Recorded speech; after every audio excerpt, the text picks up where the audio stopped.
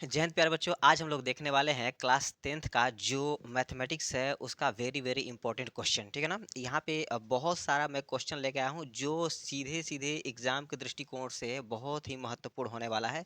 तो चलिए सबसे पहले यहाँ पे देखिए, आप सभी के सामने पहला क्वेश्चन है कि दो सिक्कों को उछालने पर क्या बाबू। यहाँ पे पहला क्वेश्चन है, दो सिक्कों को उछालने में दो शीर्ष दो शीर्ष यानी कि दो हेड आने की प्रायिकता क्या होगी। तो जब दो सिक्का को एक साथ उछाला जाएगा तो यहाँ पे देखिएगा, पहला तो हो सकता है कि हेड हेड, ठीक है, और दूसरा हेड टेल हो सकता है, तीसरा टेल हेड हो सकता है, और चौथा जो परिणाम है वो टेल टेल आ सकता है। तो बोल रहा है कि दो हेड होने की प्रायिकता क्या है। तो यहाँ पे देखिए, दो हेड कितने बार आ रहा है, एक बार आ रहा है, ठीक है ना। तो अनुकूल परिणामों की संख्या एक और कुल संभव परिणामों की संख्या एक दो तीन चार, कुल संभव परिणामों की संख्या हो जाएगा चार, यानी कि आंसर हो जाएगा 1/4, ऑप्शन सी हो जाएगा। ठीक है ना। ये होता है प्रायिकता ज्ञात करने का तरीका। ठीक है। चलिए अब आते हैं सेकंड क्वेश्चन, जरा देखिएगा। सेकंड क्वेश्चन यहाँ पे आप सभी के सामने यहाँ पे दिया हुआ है।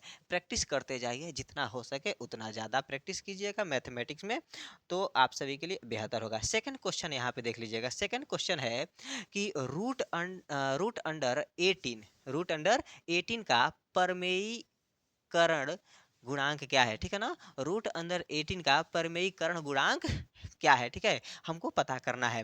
तो यहाँ पे देखिएगा, यानी कि रूट अंडर 18 में हम क्या गुणा करेंगे कि अपरिमेय संख्या परमेय संख्या में परिवर्तित हो जाए।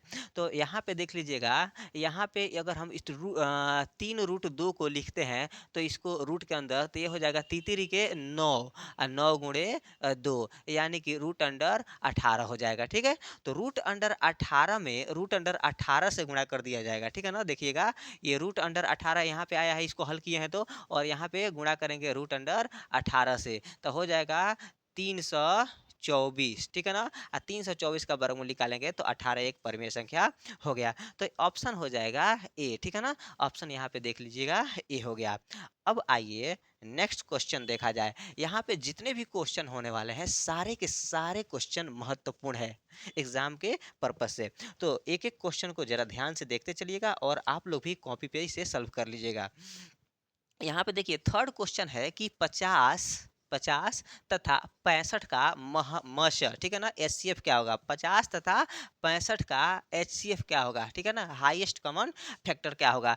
तो देखिएगा, यहाँ पे हम इन दोनों का एचसीएफ निकालेंगे। जैसे यहाँ पे है, ये देखिए बाबू 65, ये है 50, तो 50 से कम 50 हो जाएगा।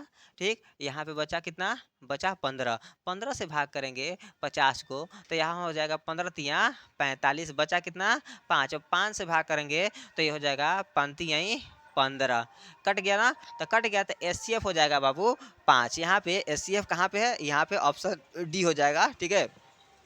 तो क्वेश्चन नंबर थर्ड का ऑप्शन हो जाएगा डी। अब आइए देखा जाए क्वेश्चन नंबर चौथा। एक एक क्वेश्चन को ध्यान से देखना है क्योंकि सारे क्वेश्चन एग्जाम के पर्पज से महत्वपूर्ण होने वाले हैं। ठीक है ना। तो यहाँ पे देखिए क्वेश्चन नंबर चौथा है, बोल रहा है कि ताश की एक पत्ती यादृच्छिया निकालने पर क्वीन, क्वीन मतलब बाबू रानी, ठीक है ना, क्वीन मतलब रानी होने की प्रायिकता क्या है। तो देखिएगा, एक ताश का पत्ता निकाला जा रहा है, ठीक है ना, तो उसमें रानी होने की प्रायिकता क्या है। तो आपको पता है कि कुल रानियों की संख्या 4 होती है। रानी की संख्या कितनी होती है, जैसे देखिएगा, कुल ताश के पत्तियों की संख्या 52 होती है, और 52 जो होता है 4 भागों में डिवाइड किया रहता है। तो हर कितना हो गया, 13 को का बनता है बंडल, ठीक है ना। तो 13 बनता है, तो 13 यहाँ पे सब बंडल में एक एक रानी होती है, चारों बंडल में एक एक रानी होती है। तो अगर प्रायिकता पूछा जाएगा तो हो जाएगा अनुकूल परिणामों की संख्या 4 और कुल संभव परिणामों की संख्या 52, भाग करेंगे तो 1/13, 13 चौके 52, तो आंसर हो जाएगा बाबू यहाँ पे देखिएगा 1/13। ठीक है। क्या बोल रहा है कि ताश की एक पत्ती यादृच्छा निकालने पर क्वीन होने की प्रायिकता क्या है। तो क्वीनों की संख्या बाबू 4 होती है, और यहाँ पे कुल पत्तों की संख्या 52 होता है, तो भाग करेंगे तो 1/13 आएगा आंसर। यहाँ पे ऑप्शन ए हो जाएगा। अच्छा अब देखिएगा बाबू क्वेश्चन नंबर पांचवा। क्वेश्चन पांचवा देखा जाए। क्वेश्चन पांचवा यहाँ पे आप सभी के सामने है, बोल रहा है कि एक घन, देखिएगा क्वेश्चन पांचवा है, एक घन का संपूर्ण पृष्ठीय क्षेत्रफल, एक घन का संपूर्ण पृष्ठीय क्षेत्रफल यानी कि 6a² बराबर 216 सेंटीमीटर क्यों है। घन का कुल पृष्ठीय क्षेत्रफल होता है बाबू कितना बाबू, हाँ यहाँ पे स्क्वायर रहेगा, ठीक है ना, यहाँ पे स्क्वायर रहेगा, क्षेत्रफल हमेशा स्क्वायर में आता है, ठीक है। तो यहाँ पे 6a² बराबर यहाँ पे दिया हुआ है बाबू, यानी कि घन का कुल पृष्ठीय क्षेत्रफल बराबर 216।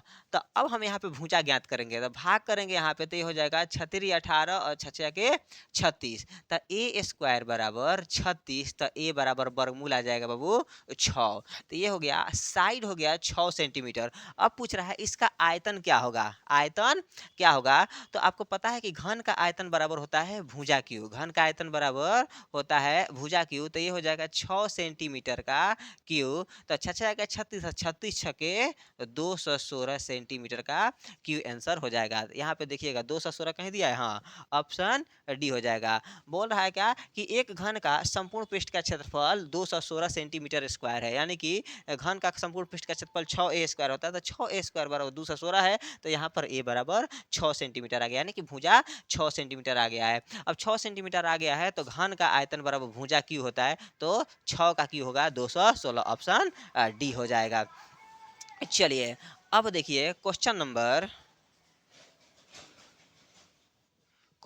बाबू, क्वेश्चन नंबर यहाँ पे 6 देखा जाए। क्वेश्चन नंबर 6 कह रहा है कि यदि m एक धनात्मक पूर्णांक है, m एक धनात्मक पूर्णांक है, तो यहाँ पे बोल रहा है बाबू, तो धनात्मक सम पूर्णांक का रूप होगा। अगर m कोई धनात्मक पूर्णांक है तो बोल रहा है कि यहाँ पे सम धनात्मक पूर्णांक किस रूप में होगा। तो आपको पता है बाबू कि अगर किसी संख्या के लास्ट में अगर सम संख्या जोड़ दिया जाए, जैसे गुणनफल के गुणनफल जैसे हो रहा है, यहाँ पे देखिएगा, जैसे यहाँ पे 6m है और 1 जोड़ा गया है, 6m है 2 जोड़ा गया है, 6m 3 जोड़ा गया है, ठीक है ना। तो यहाँ पे देखिएगा अगर यहाँ पे विषम संख्या जोड़ा गया है तो विषम विषम धनात्मक पूर्णांक आएगा, यहाँ पर विषम संख्या जोड़ा गया है तो विषम धनात्मक पूर्णांक आएगा, ठीक है ना। और यहाँ पे सम संख्या जोड़ा गया है तो यहाँ पे सम धनात्मक पूर्णांक आएगा। तो यहाँ पे ऑप्शन कौन सा हो जाएगा बाबू, 6m + 2 हो जाएगा। आइए इसको चेक कर लिया जाए, जैसे मान के चलिए कि m = हम यहाँ पे ले लेते हैं 0 1 2 3, ठीक है। तो यहाँ पर रखेंगे 6 है और m के जगह पे बाबू 0 आप +2, तो ये हो जाएगा 2। अगर यहाँ पे 1 रखा जाए, 6 m के जगह पे 1 रखा जाए +2, तो हो जाएगा 6 एकम 6, 6 2 8। यहाँ पे 2 रखा जाए तो 6 दूना के 12, अब 12 2 14। तो देखिएगा ये सारा कितना आ रहा है बाबू, सारा सम संख्या आ रहा है। तो हम बोल सकते हैं कि यदि m एक धनात्मक पूर्णांक है तो धनात्मक समपूर्णांक का रूप होगा 6m + 2, ऑप्शन बी होगा, ठीक है। चलिए नेक्स्ट देखा जाए, नेक्स्ट क्वेश्चन जो होने वाला है क्वेश्चन नंबर 7, ठीक है, ये है क्वेश्चन नंबर 7। देखिएगा बोल रहा है कि y-4 का आलेख कैसी सरल रेखा होगी, y-4 का आलेख कैसी सरल रेखा होगी। तो ये y-4 = 0 दिया हुआ है, तो y = हो जाएगा +4, y = कितना होगा +4।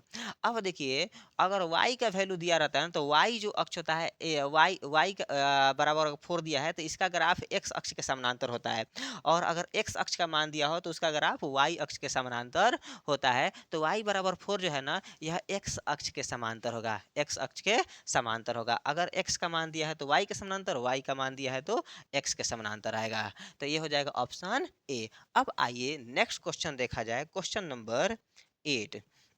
क्वेश्चन नंबर 8 कह रहा है कि 12 का मिलान चिन्ह क्या होगा, 12 का मिलान चिन्ह क्या होगा, ठीक है ना। देखिएगा 12 का मिलान चिन्ह क्या होगा, यहाँ पे 4 ऑप्शन दिया हुआ है। तो देखिएगा यहाँ पे मिलान चिन्ह लिखा जाता है ना, तो ऐसे लिखते हैं 1 2 3 4, काट देंगे तो 5 हो गया, फिर 1 2 3 4 काट देंगे तो 5 हो गया, और फिर 1 2। तो देखिए 5 5 10 10 2 12। तो यहाँ पे कोई ऑप्शन है, यहाँ पे कोई है ऑप्शन बाबू, देखिए तो ऑप्शन नहीं है शायद, ठीक है ना। थोड़ा-सा मिस्टेक हो रखा है, तो यहाँ पे ऑप्शन नहीं है, तो यहाँ पे ये वाला होगा बाबू देखिएगा। 4 बार लिख के काट देंगे 5 हो जाएगा, फिर 4 बार लिख के काट देंगे तो 5 हो जाएगा और फिर यहाँ पे 2 लाइन और खींच देंगे तो ये हो जाएगा 12। 5 + 10 = 10 दूनी 12, ठीक है ना? तो ये वाला इसका आंसर हो जाएगा। ऐसे ही अगर बाबू देखा जाए 9 रहेगा ना, तो 9 का मिलान चिन्ह अगर लिखना होगा तो लिखेंगे 1, 2, 3, 4 और उसको काट देंगे तो ये 5 हो गया। अब बचा 1, 2, 3, 4, तो ठीक है ना? ये हो गया 5, 4 और 9 हो गया। ऐसे ही लिखे जाना है, ठीक है? चलिए अब देखते हैं नेक्स्ट क्वेश्चन, क्वेश्चन नंबर 9।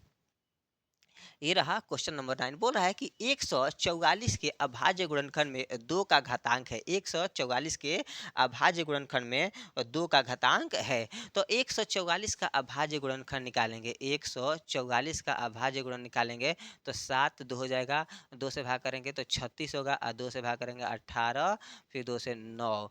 अब देखिएगा बोल रहा है कि 2 का घातांक क्या होगा, तो यहाँ पे देख लीजिए बाबू, यहाँ पे 2 कितने बार आ रहा है? 1, 2, 3, 4 बार आ रहा है, ठीक है ना? उसके बाद से अगर इसको भाग करेंगे तो तितरी के 9 तो गुणे 3 का पावर 2 हो जाएगा। तो यहाँ पे देखिएगा 4 का घात कितना है बाबू? ना 2 का घात कितना है? 4 आया है ना? 2 का घात 4, तो ऑप्शन सी हो जाएगा। 144 के अभाज्य गुणनखंड में 2 का घात होगा 4, ऑप्शन सी हो जाएगा। सारे क्वेश्चन महत्वपूर्ण है एग्जाम के पर्पज से, तो आप लोग सभी लोग तैयारी करते रहिए और यहाँ पे प्रैक्टिस सेट मैं चला रहा हूँ, तो आप सभी लोग प्रैक्टिस करते रहे, ठीक है ना? और मेरे व्हाट्सएप चैनल आप लोग ज्वाइन कर लीजिए, वहाँ पे सारे नोट्स अवेलेबल कराए जा रहे हैं। बहुत जल्दी मैं बहुत सारा नोट्स वहाँ पे अपलोड करूँगा, तो आप सभी उसका फ़ायदा उठा सकते हैं। बोल रहा है कि द्विघात बहुपदों के शून्यकों की संख्या होती है। द्विघात बहुपदों के शून्यकों की संख्या होती है। अब बताइए द्विघात बहुपद में शून्यकों की संख्या कितनी होती है? तो यहाँ बता दे रहे हैं बाबू, अगर रैखिक बहुपद है, रैखिक रैखिक बहुपद है तो शून्यकों की संख्या 1 होगा। द्विघात है तो द्विघात में शून्यकों की संख्या 2 होगा। त्रिघात बहुपद है तो त्रिघात बहुपद में शून्यकों की संख्या 4 होगा। चौघात होगा तो शून्यकों की संख्या 4 होगा। तो यहाँ बोल रहा है कि द्विघात बहुपद में शून्यकों की संख्या कितनी होगी, तो द्विघात बहुपद में शून्यकों की संख्या 2 होगा, ऑप्शन बी सी हो जाएगा। अब नेक्स्ट क्वेश्चन देखिएगा। नेक्स्ट क्वेश्चन है क्वेश्चन नंबर 11। क्वेश्चन नंबर 11 यहाँ पे देखिएगा, बोल रहा है कि निम्नलिखित में कौन बहुपद है। बताना है कि निम्नलिखित में कौन बहुपद है। तो बहुपद का परिभाषा आप लोगों को याद होगा कि वैसा बीजीय व्यंजक जिसमें चरों का घात सदैव और ऋणात्मक पूर्णांक हो, यानी कि नॉन निगेटिव इंटीजर होता है, उसे बहुपद कहते हैं।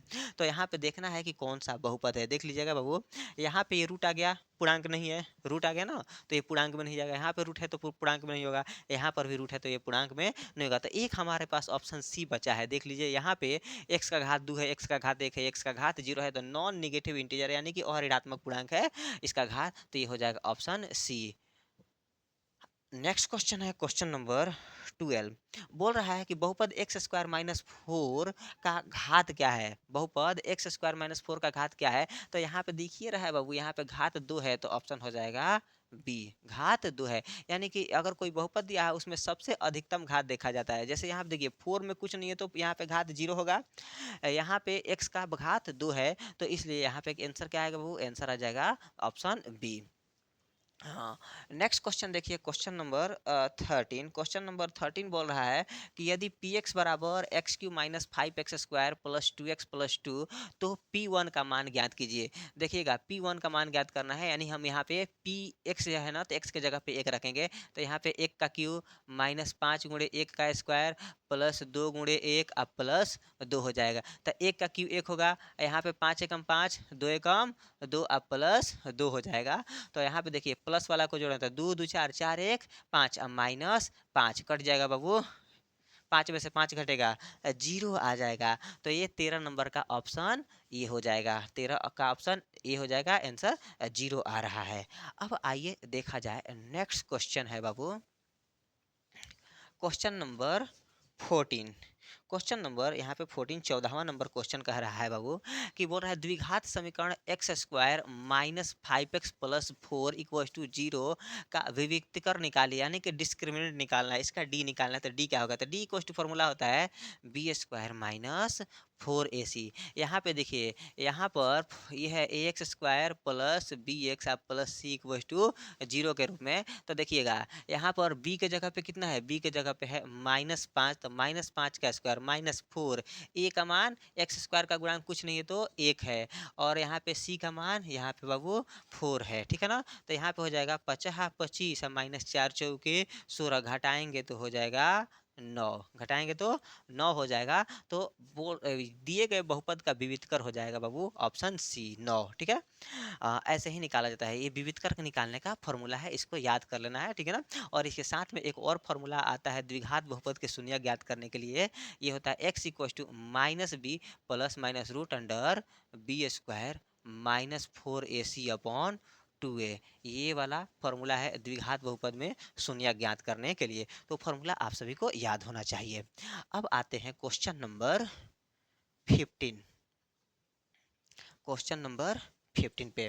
तो क्वेश्चन नंबर 15 यहाँ पे देख लीजिएगा बाबू, बोल रहा है कि युग्म समीकरण x प्लस 2y प्लस 3 और 3x plus 6y plus 9 equal to 0 का हल होगा। तो इसको देख लीजिएगा बाबू, यहाँ पर a1 बटा a2 b1 बटा b2 करेंगे। तो ये वाला देखिएगा, यहाँ पे है a1x plus b1y plus c1 equal to 0, ये है a2x plus b2i plus c2 equal to 0 के रूप का है। तो यहाँ पर देखिएगा बाबू, यहाँ पर a1 बटा a2 चेक करना है। तो a1 का मान 1, a2 का मान 3, ठीक है। फिर चेक करेंगे b1 बटा b2, तो b1 का मान है 2 और b3 का मान यहाँ पे b2 का मान 6 है, कटाएंगे तो आ जाएगा 1/3। यहाँ पे देखिएगा बाबू c1 बटा c2 चेक करना है, तो c1 का मान है 3 और c2 का मान है 9, कटाएंगे हाँ तो 1/, यहाँ पे 3 आ जाएगा, जरा देखो तो 1/3 आ जाएगा। तो यहाँ पे देखिएगा बाबू a1 बटा a2 upon equals to b1 बटा b2 इक्वस टू बोला लो c1 बटा c2 है, a1 बटा a2 इक्वस टू b1 बटा b2 इक्वस टू c1 बटा c2 है। तो अगर तीनों बराबर रहता है तो इसका होता है बाबू अनगिनत हल, अपरिमित रूप से अनेक हल होता है। तो ये हो गया क्वेश्चन नंबर 15। तो 15 क्वेश्चन का सीरीज ये रहा है, उसके बाद से फिर अगले वाला वीडियो में इंतजार कीजिए, मैं बहुत सारा वीडियो अपलोड करने वाला हूँ। तब तक के लिए धन्यवाद। अरे सर जी आइए आइए।